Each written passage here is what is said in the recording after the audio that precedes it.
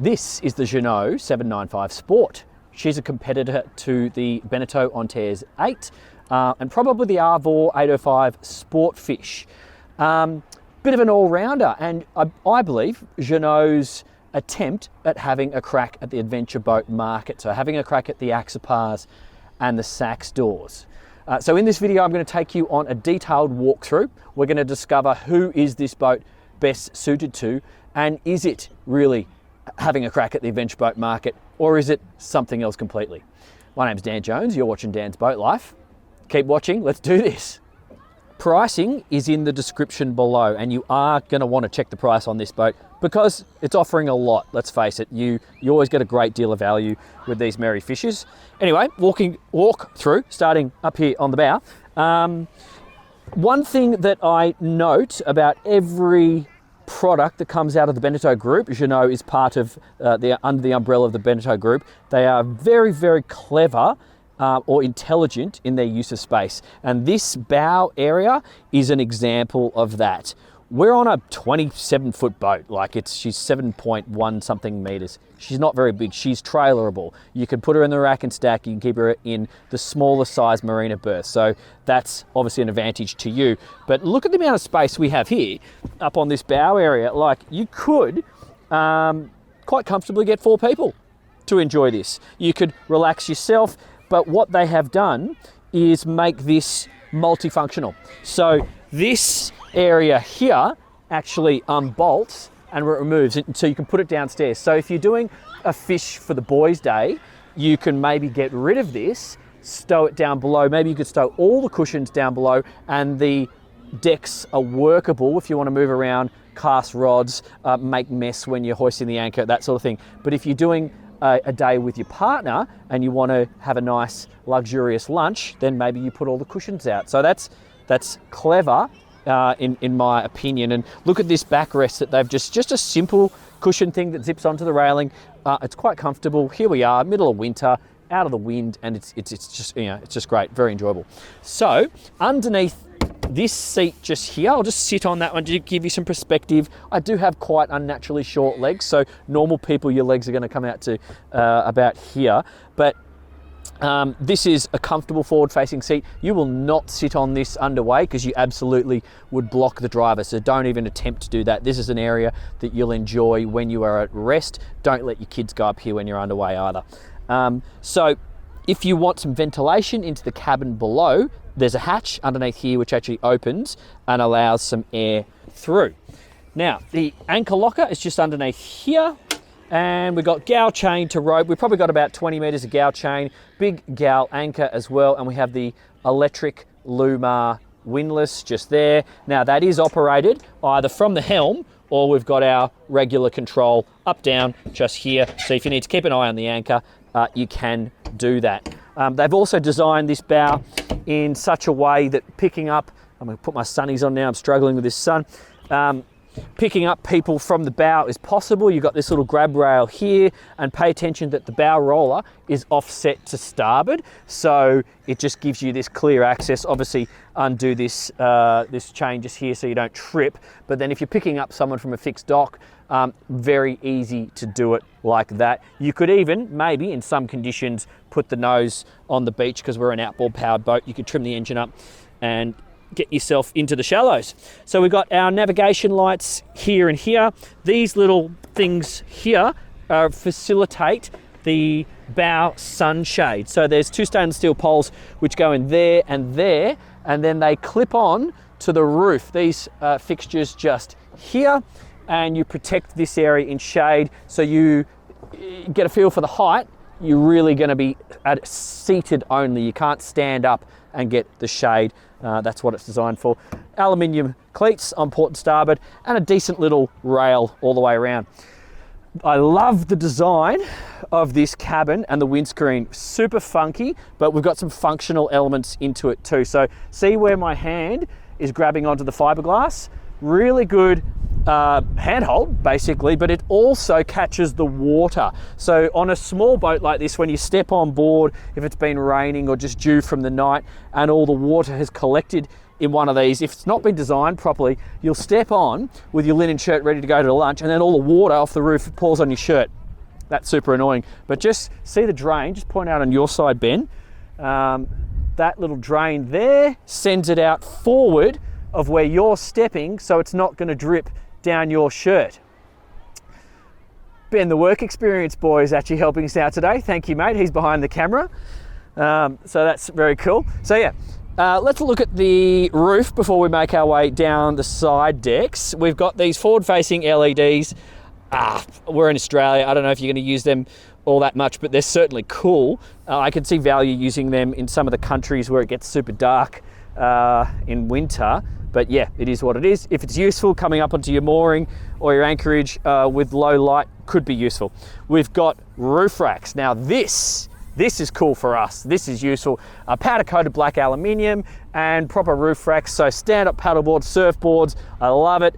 This would be really, really handy. Also think about those foam matty things that everybody wants to lounge around on and stay away from the sharks. So they're quite cumbersome to lug around. You could just have one of them sitting on the roof up here permanently. Okay, it's a little bit of drag, whatever, but this is an activity boat. This is a bit of maybe an adventure boat to you, and certainly I'm thinking more of an SUV, so more of a sports utility style boat. You can see this opening Lumar hatch, ventilation. We saw that in the test drive, separate video to this. So let's just make our way down. You go down the starboard side, I'll go down the port side. We've got opening doors on both sides, so we'll come back to this cabin in a sec. I want to go straight to the aft deck because you have some options with this boat. So just get all this into shot, Ben, and I'll actually put these seats up. So you pull from memory, pull out, there you go, and up, and then pull out, and then up. So there's two layout options. You can have this Barbie area, which we have, and the fixed bench, which we'll see in a second, or you can do opening back doors and a single seat, a single aft seat, and a little kitchenette to port. So who do I think that's going to suit more? Maybe if you're buying this boat as a boat for the boys and you want to use it to go fishing, the less seating is going to be okay for you, and this direct access to this back deck might be of more value to you because you really want to do more fishing focused activities as opposed to a bit of everything, which is what this boat has maybe a little bit more attention placed upon it. So just think that through. This one, if you're couples or maybe you've got young kids and you're trying your first cabin boat, maybe this layout's going to be more suitable to you because what do we have here? A gas Barbie. I've not seen one of these Barbies before, but Ben and I checked this out before. So we've got this little cookie area here. I guess the grease or whatever goes into that bit. And then you can flip it over and you got, see that? So you could do a steak on there. That's kind of cool. So I assume that's the design purpose. I'll show you how the gas bottle works in a second too. So that's just the control. You've just got cold water only, drink holders, and then you've got your heat plate there, and it's just on gas struts. Closes like so. But the gas bottle just stowed in here. Kind of cool, handy. It's just not a problem. That's all plastic, sort of easy to use. And underneath this side, we've just got fender storage. There is a fridge, but the fridge is on the inside of the boat. So you go over here, Ben, we'll actually work our way around. I'll explain to you guys everything that I'm seeing. So side opening access door. If you've got older people using the boat or guests or whatever, or just in general, this just makes life so much easier. I mean, me, myself, look, my legs are only that long, so I actually have to jump to get over. So this just makes life easy for everybody. That's cool. We've got the grab rail along here and the seating, which I'll deploy in a second, but I just want to show you all the other features first. So come out here on the transom. Here we are on the starboard side. So I've got petrol in. You just use basically a winch handle operation to unlock that. We've got 280 litre capacity and the fuel tank is centre mounted. We've got our swim ladder here on starboard. That's a 4-step swim ladder with the grab handle, and notice how you don't have to open any hatches to get at the swim ladder. Maybe a bit of a safety thing if you're out by yourself fishing and you happen to fall in, at least you can get back on board, so that could be useful. So we've just got a cold water shower here. That just looks like a service access. I guess you could call this a kid and doggy door. I don't know really what you're going to stop with that, but maybe it's just like a visual cue. I don't really know. We do have a small rub rail, aluminium and rubber, going around the boat, so it's giving you a little bit of protection. And then as we enter on the starboard side, I've got my rod holder, which is also an integrated cup holder, and there's a few of them dotted around, but this one here is a dedicated cup holder. I just want to point out one cool thing which I've not seen before. Come around here, Ben. Sounded Kiwi, don't I? Ben.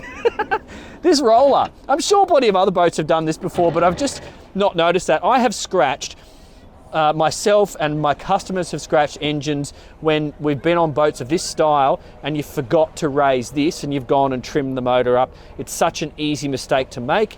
Somebody has thought about it. What a clever tiny little bit of design, but I like that, so that's cool. So as we enter, you step down about 1 foot, and then you've got a manual bilge pump here. Are the decks self-draining? Yeah, I can see what looks like some scuppers there. Where do they go to? I think they are, but I can't confirm that. So I'll leave a link. I'll leave something in the description because I'm not exactly sure. So coming across here, this is some cutting board material. So I reckon this is somewhere to prepare fish, because then over here, you've actually got a live bait tank. So that's cool.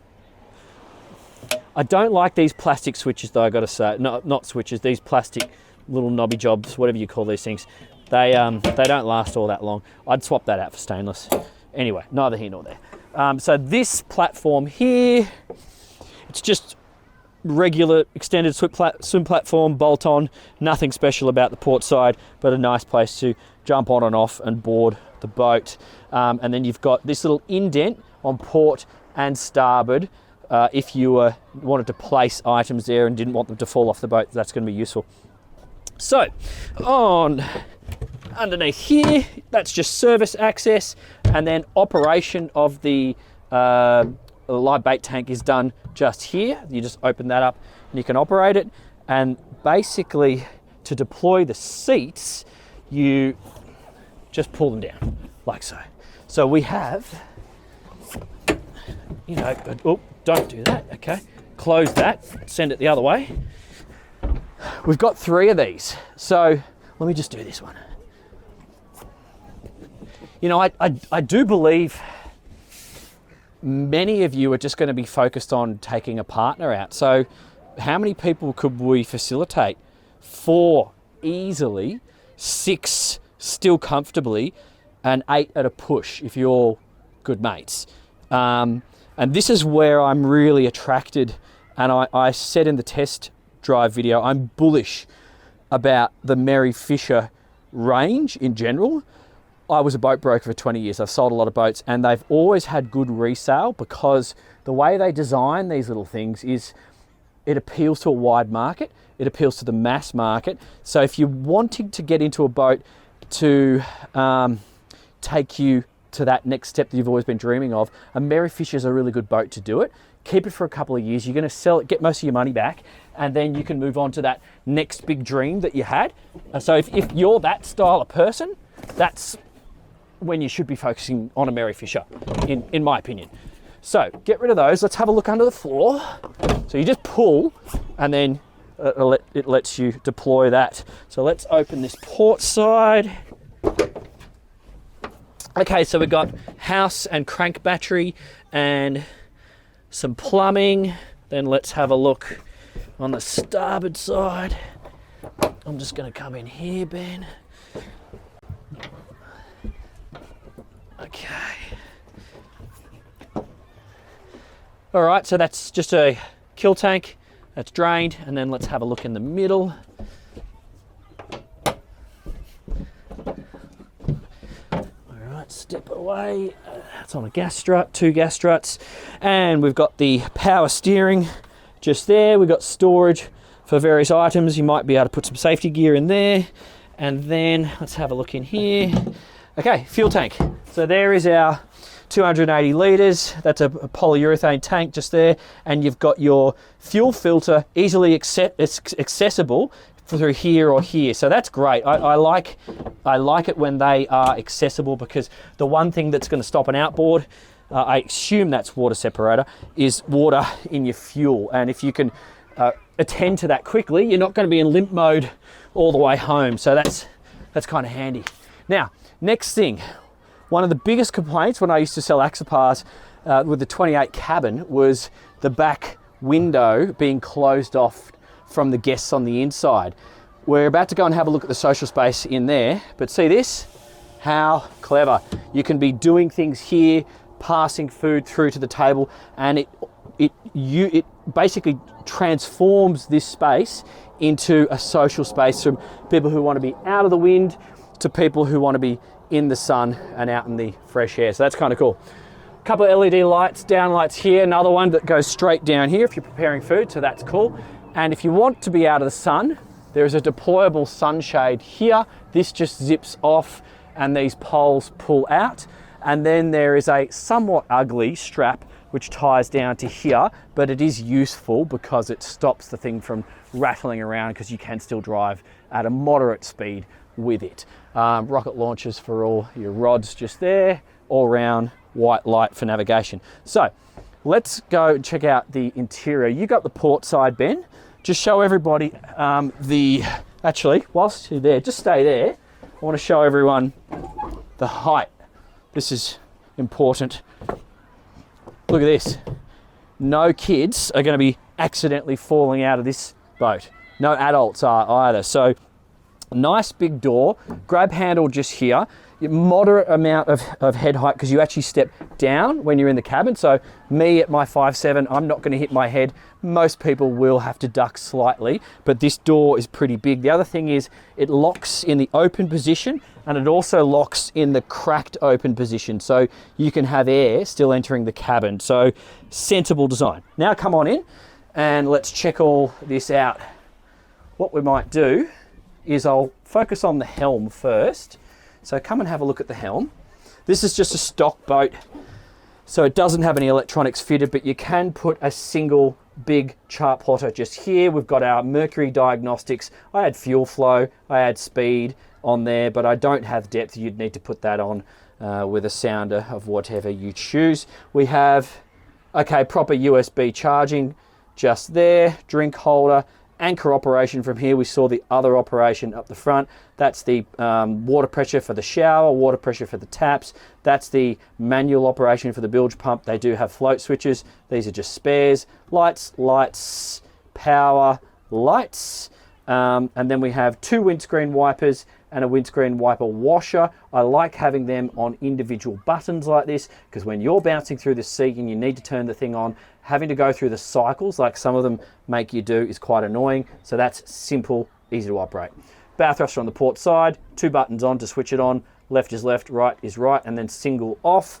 Just a stock standard fixed wheel here. It was fine, didn't have any problems with that. We've got our safety key start just here, and we've got the modern Mercury throttle base, so you don't actually need to use the key start. You could just switch it to on and then do push button start, which I've been doing today. It's a little bit more user friendly, and we do have the active trim for the motor. No trim tabs, didn't really feel the need for them anyway.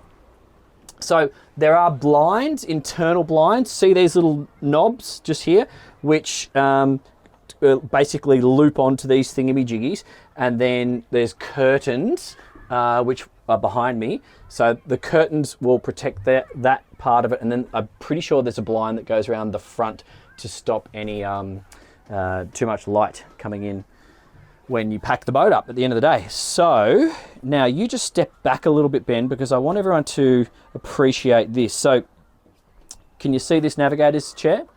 So this is how you can operate it when you're underway. I have a footrest just here, and I can communicate with the driver. But once you get to your destination, remember, we're on a 27-foot boat. Perfect for a couple.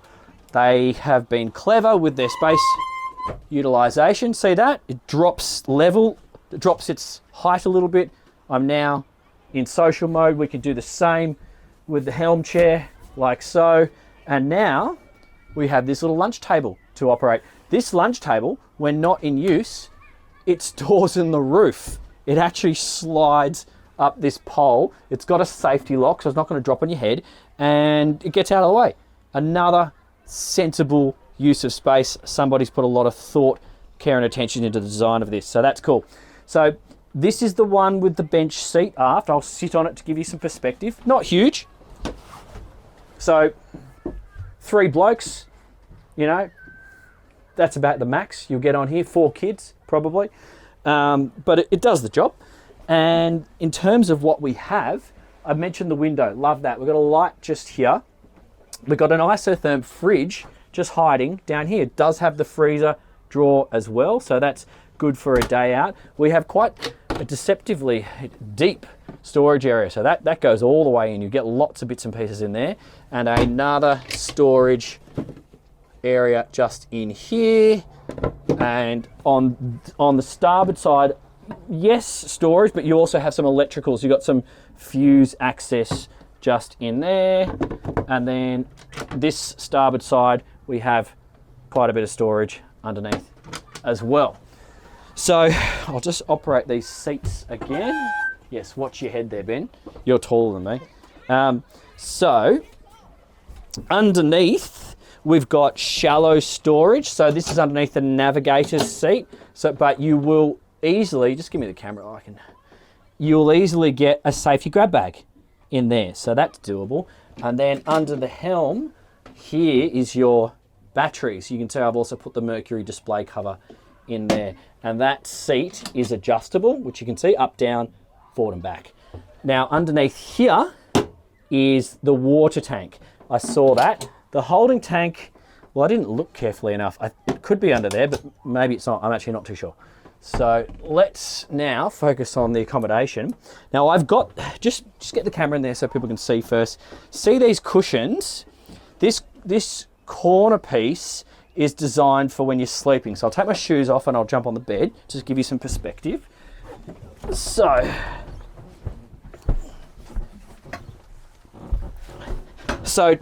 2 people, yeah, you know, it's not huge. Maybe would you put your head there? What do you reckon, Ben? What space, mate? You might. Just don't jump up quickly in the middle of the night. Yeah, because you've got all this beam here. I think you do actually. Okay, so it's kind of like camping, but you've got this here that opens and lets air in. So you've got this option here and this one as well, which would also be an emergency escape. So maybe we've just got some stuff stored here. That's why you can't see everything. I mean, the beam of this bed goes all the way over there. I think you probably would sleep this way. But when you need, or when you're not operating the boat as an overnight boat, which I suspect many of you will use this in more of the day function than just do your overnights on occasions, you can actually take this out. So let's try and do that now. So this can just come out. See how much more workable space we have now? So, woo, you're going to hit your head sometimes, it's a boat. So that now becomes a lot more usable. So all those cushions that we had up the front, if you're just using it as a day boat, all of that stuff can actually just stow up here. And then when people get on board for the day, you can use this area for their duffel bags. And then you could just put the things that you need for lunch in the fridge, stow them out the back, on the back deck near the barbie area. And you can really manage the space quite well. But it's not over. We've got a proper toilet. So in here, proper manual marine head, enclosed toilet. And again, if you're coming from, say, a half cabin or an open boat, and that's your experience with no toilet, no shade, no wind protection, this is the game changer. Because now, overnighting's possible, long days is possible, and inviting the ladies out is too. So, is this an adventure boat? No, I don't think it's an adventure boat. It's a nice crossover. It's probably something I would like to refer to as an SUV. So it does a little bit of everything. It is absolutely capable for many adventures, multi-sports activities. The hull's not designed in such a way that it's going to do those super, super high, sustained, aggressive speeds in the ocean like many of the adventure boats have been designed for. And I don't think they're trying to be like that. They're trying to be something else, which I like, because the accommodation is cool. The layout is workable, and the options of what you can do on this boat are many. So when you think about all that and you wrap it up into a package that has amazing resale, low running costs and low storage costs, you're onto something which is a bit of a winner, in my opinion. So if you are thinking about your next step in your boating life, or if you and the boys have got that next adventure for your boys' boat life, this 795 Sport is probably going to do a very good job of that for you. Pricing is in the description below. Don't forget to subscribe. I love your support. Love having you guys here. If you want to see a detailed test drive where we go in the ocean, put her through her paces, the link is coming up on your screen right now. Thanks, guys.